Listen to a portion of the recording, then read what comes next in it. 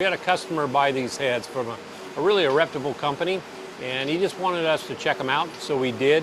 Put them up on the bench, and you know, obviously they were off a bit.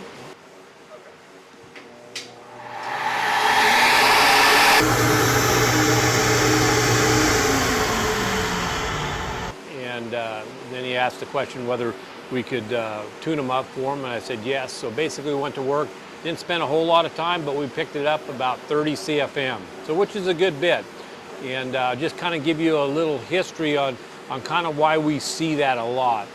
For the last 15 years, pretty much anybody can buy a CNC, digitize, and just pretty much copy.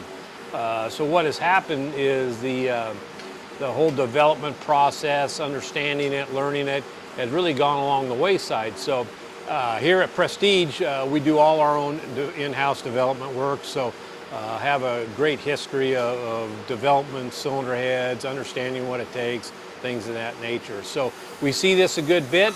Obviously they can CNC it, it's a great CNC job, but don't understand the rest of the puzzle it might take to get it to flow, the optimum flow and stuff. So that's just a bit of an update today. Have a great day.